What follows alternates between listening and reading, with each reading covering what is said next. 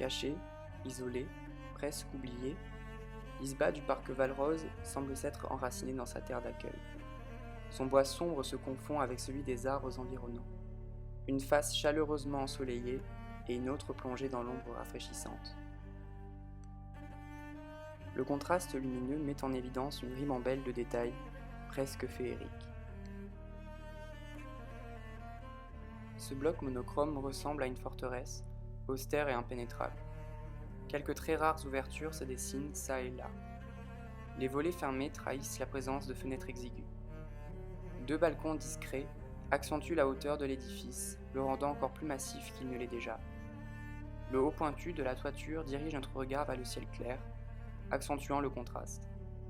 Les balustres finement taillés des deux perrons instaurent une atmosphère intime et protégée des regards extérieurs. Я облокачиваюсь на ступеньки крыльца и осматриваю местность вокруг себя. Солнце. Оно такое яркое, горячее и улыбается мне.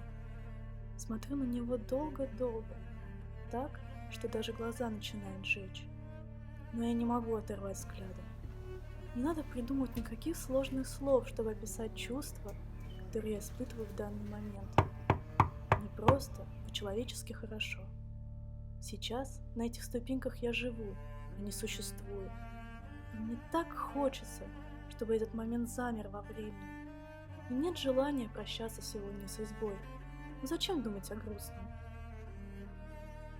Карпе дием, и я медленно провожу ладонью по деревянной стене дома, чтобы каждая трещина избы запечатлелась в моем сознании. Les lettres en alphabet cyrillique trahissent un aspect fondamental. Incompréhensible, seul un regard russophone est capable de les déchiffrer. Bière n'est point nectar, hydromel, ambroisie, quand l'amour en tout point les surpasse.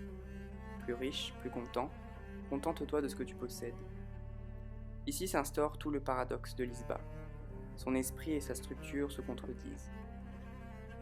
Le style de vie épicurien de l'ancien propriétaire du domaine imprègne les murs en bois de sapin.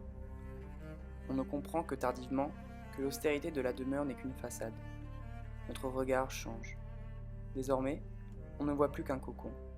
L'amertume qui s'en dégageait s'est adoucie, un havre de paix et de tranquillité posé sur un parterre de fleurs.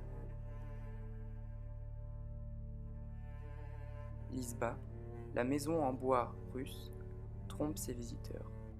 Sa stature austère n'est qu'illusion. Ceux qui sont capables de sentir son aura bienveillante surmonteront ce premier ressenti.